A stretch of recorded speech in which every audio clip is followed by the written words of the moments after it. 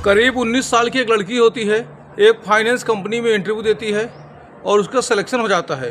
वह पूरी शिद्दत से ईमानदारी से काम करने का वादा करती है उस कंपनी के एचआर से, और वास्तव में होता भी ऐसा है।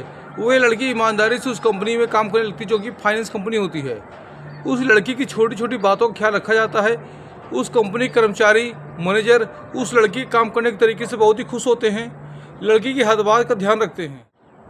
मैनेजर इतना खुश हो जाता है कि हर चीज़ में उस लड़की का ध्यान रखता है, और धीमे धीमे मैनेजर और लड़की के बीच में आपसी संबंध काफ़ी नज़दीक आ जाते हैं कि कुछ दिनों के बाद में उन दोनों का आपस में शारीरिक संबंध स्थापित हो जाता है। ये जो कंपनी का मालिक होता है ये पहले से शादीशुदा होता है, उसके बाद भी लड़की से प्यार कर बैठता है। इस कहानी के 10 साल बीतते हैं और धीमे धीमे उन दोनों का प्यार और गहरा हो जाता है। उसी बीच में एक तीसरे शख्स की एंट्री होती है। जैसे तीसरे शख्स की इस कहानी में एंट्री होती है तो यहाँ पे टकराव होता है तो एक शख्स की हत्या की जाती है।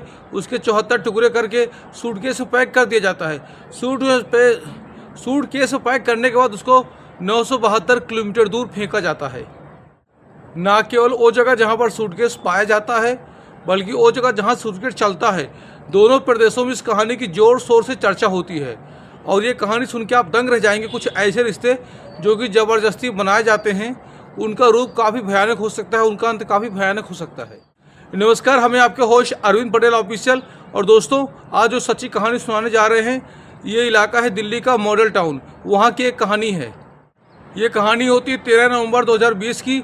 एक कंपनी का मालिक होता है, फाइनेंस कंपनी का, जिसका नाम होता है नीरज गुप्ता। अचानक इस कंपनी का मालिक लापता हो जाता है। सब लोग परेशान हो जाते हैं, खासकर उसकी पत्नी आंचल गुप्ता परेशान हो जाती है, जो कहती है कि 13 नवंबर दिवाली के बाद से यानी 2020 से लापता हैं, कहीं मिल नहीं पा रहे। सगे संबंधी हर जगह तलाश करने की कोशिश करते हैं और इनका फ़ोन भी स्विच ऑफ बताता है, और इनका कोई पता नहीं चलता कि नीरज गुप्ता जी कहाँ गायब हो गए।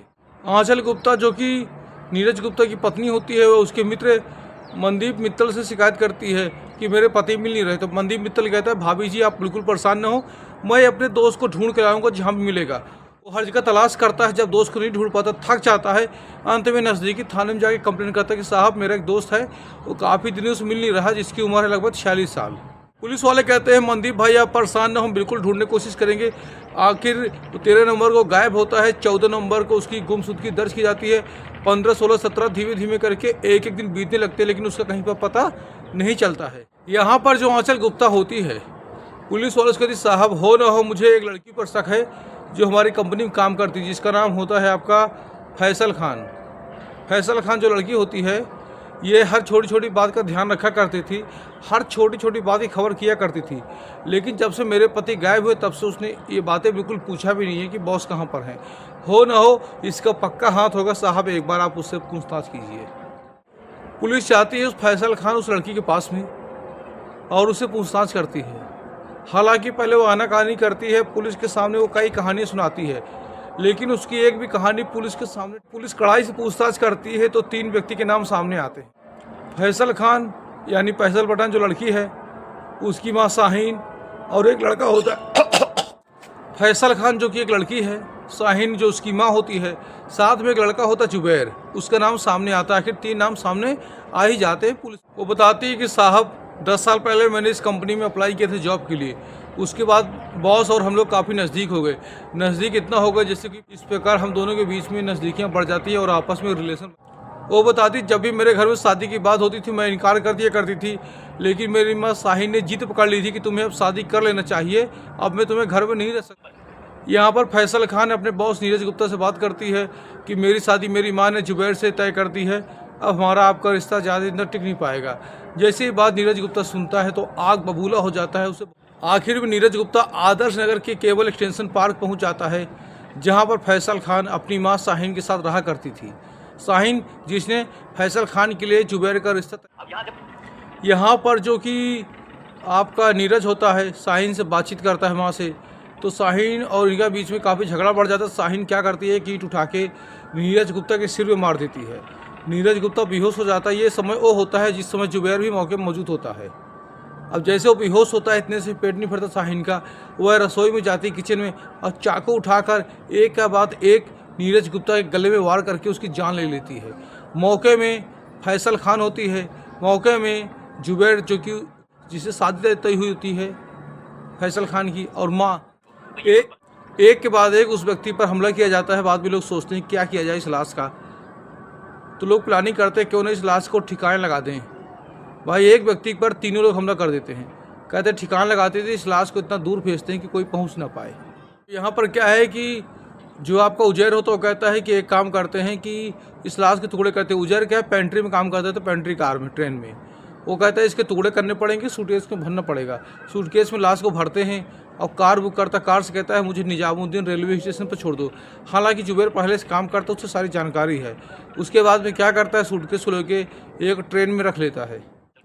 रास्ते में लोग पूछते हैं कि जुबैर कहाँ जा रहे हैं इतना बड़ा बैग लेकर आज। वो कहते नहीं भाईजान, मुझे कुछ ज़रूरी काम है, मुझे बाहर जाना है, रुकना पड़ सकता है, इस वजह से मैं सारा सामान लेके जा रहा हूँ अपना। और निजामुद्दीन एक्सप्रेस में सवार हो जाता है, जो कि गोवा के लिए ट्रेन जाती है। उसमें अपना काम करते करते चालू हो जाता है, सवारी कर देता है।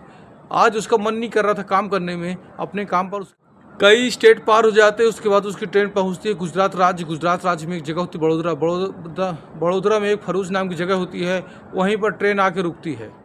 ये जगह दिल्ली निजामुद्दीन रेलवे स्टेशन से 972 किलोमीटर दूर होती है। और ये इस लाश को, इस बैग को वहाँ फेंक देता है। और ये बैग 14 नवंबर को गुजरात पुलिस क्या करती है, आसपास के थानों में और कहती है जो भी इस लाश की शिनाख्त करेगा उसको इनाम मिलेगा। गुजरात पुलिस काफ़ी गंभीरता से ले रही थी इस मैटर को, जितना दिल्ली पुलिस नहीं ले रही थी। पर भी काफ़ी दबाव आता है। नीरज गुप्ता की पत्नी आंचल गुप्ता काफ़ी दबाव डालती है, और तब जाके फैसल खान से पूछताछ होती तो मालूम होता है कि लाश कहाँ गई है। जिस रेलवे स्टेशन से ट्रेन गुजरी है वहाँ की पुलिस से संपर्क किया जाता है। यहाँ पर तीनों को गिरफ्तार किया जाता है।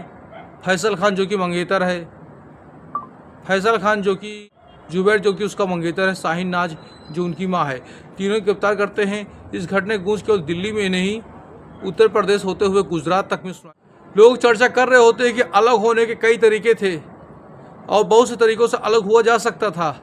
कत्ल करने की क्या ज़रूरत थी, किसी की हत्या कर दी, उसकी पत्नी बेवा हो गई, बच्चे अनाथ हो गए, यतीम हो गए, खुद भी अपनी ज़िंदगी बर्बाद कर ली। अब तीनों जेल की सलाखों के पीछे चले गए हैं। हालांकि मैंने खुद से जानने की कोशिश की कि इस घटना का क्या रिजल्ट आया कोर्ट से, तो हालांकि अभी कोई जानकारी मिल नहीं पाई। दोस्तों, ये कहानी सुनाने का उद्देश्य किसी की भावनाओं को ठेस नहीं पहुंचाना है, बस आपको अलर्ट करना है। दोस्तों, आज एक यूट्यूबर का नाम लेंगे और आपसे रिक्वेस्ट करते हैं कि आप लोग उनका ज़्यादा से ज़्यादा सपोर्ट करें। उनका नाम है Gunjan Khosla official. Thank you, उनको सपोर्ट करें आप लोग।